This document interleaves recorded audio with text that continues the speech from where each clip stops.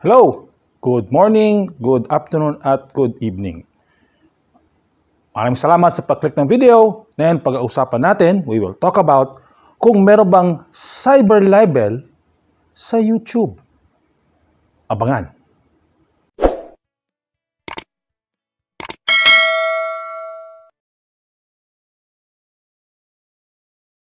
Welcome back. Ngayon, merong konting disclaimer lang muna po, no?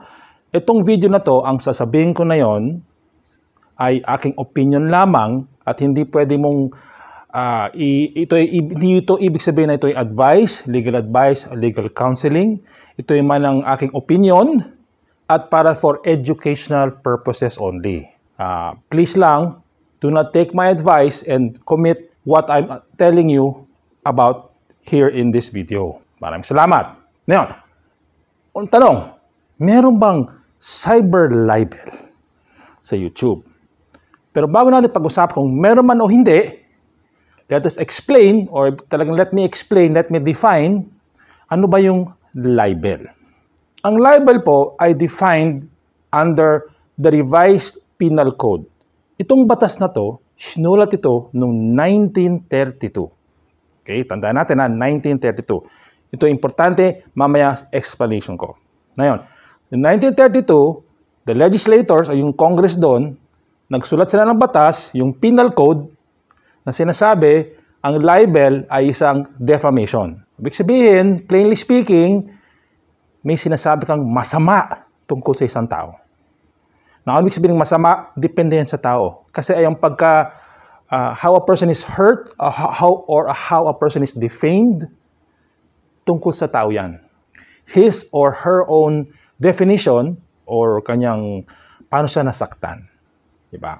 Siyempre, kung basketball player ka, PBA, tas kinantsawan ka sa court, dapat kasama yan sa paglaro ng basketball. Pero kung isang tao ka lamang sa library, or nag-aaral ka lang, or naglalakad ka lang, tas siniraan ka, or may sinabi isang tao na medyo masama, masakit yun. So, pwede yang sabihin defamation. Ngayon, ang cyber libel ay isang probisyon o isang section ng Republic Act 10175 or tinatawag ng Cybercrime Prevention Act of 2012. Ang sabi sa batas na to under Section 4, subparagraph C, subparagraph 4, na ilalagay ko sa screen, the unlawful or prohibited acts of libel as defined in Article 355 of the Revised Penal Code as amended, committed through a computer system or any other similar means which may be devised in the future. So na yun. Yan ang sabihin ng libel. May sinabi ka na masama tungkol sa isang tao through computer means. Sabihin, nag-defame ka ng tao, may siniraan ka through the computer. Pero nakalagay dito sa Cybercrime Act, Prevention Act, yung mga akto lang, the acts listed in Section 355. How libel is committed in 355. Ito, papakita ko sa iyo ano yung Section 355 sa Revised Penal Code. Libel by means of writing or similar means. Libel is committed by writing, printing, lithography, engraving, radio, phonograph, painting, theatrical exhibition, cinematographic exhibition, or similar means. Klarong-klaro kung anong mga akto na libel na pinaparusa o pinaparusahan sa Cybercrime Prevention Act. Medyo nakakalito kasi yung Cybercrime Prevention Act, ito ay nag-define na libel through computer. Pero sinabi rin, you can only commit libel through the acts listed in 355. Yung mga akto, yung mga transaksyon, kumbaga, na nakalista sa 355. Anong particular dito para sa YouTube? Kasi may writing, may printing, theatrical exhibition or cinematographic exhibition. Ang point ko na walang libel through YouTube or walang cyber libel through YouTube. Let me explain. meron tayong, alam to lahat ng mga law students, no? Tsaka siyempre lahat ng abogado. In criminal law, meron tayong mga prinsipyo or doctrines.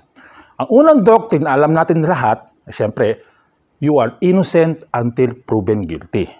Ngayon, ang prosecution, ang magsasabi or magpupunta sa korte na i-charge ka, ididemanda ka sa mga krimen na nakalista o nakalagay sa batas. The second doctrine o yung pangalawang prinsipyo na sinusunod o sinusundan ng mga fiskal o prosecutor at saka yung mga abogado para sa mga accused ay kailangan nakalista at clearly defined kung anong akto na lumalabag sa batas. Okay, connect ko to ha. Ang libel through computer systems will be through the acts or mga akto nakalista sa 355. Particular para sa YouTube ay yung theatrical exhibition or cinematographic exhibition. Medyo nakakalito, no? Ito ba ay YouTube? Ito yung argumento ko. Ito ay aking opinion at itong isa aking argument na nakuha ko sa pagbabasa ng batas at yung mga prinsipyo under criminal law. May isang importante doctrine. There is no crime unless the law says so. Or, kailangan merong batas na sinasabi itong akto na to ay criminal. Para sa libel, YouTube is not printed, not pictures, but spoken word. Mga sinasabi katulad ko, I am talking to you through YouTube. Normally po, ang libel through written or spoken words, ang tawag doon, slander or oral defamation. Nakalista mismo yan sa Revised Penal Code. Yung libel is technically printed word. So, 2012, yung mga kongreso natin, yung mga senator, yung mga congressman natin, they had all the opportunity to put online video streaming or video playing through YouTube as an act or nakalista bilang krimen. Pero sa tingin ko, hindi naman sabi tinamad sila, pero ginawa nila, basta yung mga akto nakalista sa 355, yan, basta ginawa sa computer, cyber libel. Ito yung problema. Hindi nakalista mismo yung video streaming. Nakakailang dyan, theatrical exhibition, yan yung mga pinapakita sa theater, sa cinema. Okay? Yung isa, pag-usapan natin ulit ha, cinematographic exhibition. Pang cinema ulit. Meron tayong isang doctrine sa batas na kailangan pag may words na ginagamit, may complex words, ito ay dapat bigyan ng ordinary meaning. At saka, kailangan i-konteksto yung word na yon kung kailan sinulat o kailan naging epekto yung batas.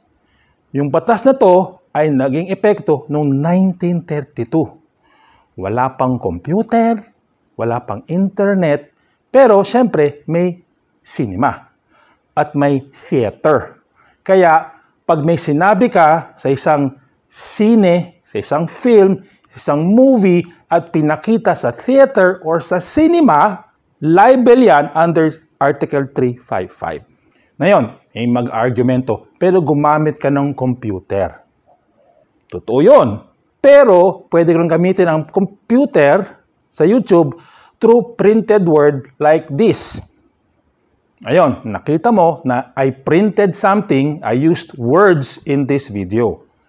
Yan, pwedeng sabihin cyber libel. Pero yung spoken word, yung galing sa aking bibig, kung may sinabi ko na masama tungkol sa tao, libel ba yan? Pag hindi sa YouTube, ang tawag doon, slander. Pero pag sa YouTube, libel, hindi pwede yan kasi ang libel ay printed word. Ngayon, pinakita ko, meron tayong confusion or tinatawag na vagueness sa batas. Yung cinematographic or theatrical exhibition, yan by YouTube. Ngayon, kailangan ng interpretasyon or construction sa batas kung kasama ba ang YouTube sa theatrical or cinematographic exhibition. Ulitin natin ha, meron tayong isang prinsipyo sa batas or doctrine na ang mga criminal statutes, kung nagbibigay siya ng interpretasyon or construction, o kung magde-define tayo, kailangan favorable sa accused. Kung gagawa ka ng isang interpretasyon, kailangan in favor or naglilin siya in favor of the accused. That is a general principle in criminal law. So, connect ko lang to ha, yung theatrical exhibition or cinematographic exhibition ay sinulat noong 1932. Isang prinsipyo is you have to give it ordinary meaning. It means through cinema and through theaters na meron pa rin na yon. So yung mga senator at congressman na nagsulat ng batas na to, RA 10175, alam na may YouTube. Alam na may video streaming or online video. Hindi nila nilagay. Alam natin, syempre may printed word. Alam mo, mga Facebook post, Twitter post, or X, or mga photos sa Instagram. Na yon, itong mga legislators natin, they had all the opportunity, meron silang pagka-chance na ilagay mismo sa batas na basta video streaming, pag may sinabi kang masama isang tao or libelous, cyber libel. Hindi nila ginawa yon.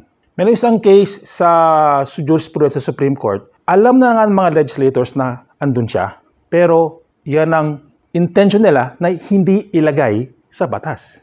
So, ngayon, kinonect ko na kung bakit walang cyber libel sa YouTube. Kapag yung mga sinasabing libelous or defamatory statements ay ginawa through video speaking, not printed word. Hi, please do me a favor and smash that like button. It'll help me a lot and it will trigger the YouTube algorithm. Now, if you have not yet, please subscribe to my channel. If you don't, my dog will eat this exam booklet and that student has to repeat his final exam again.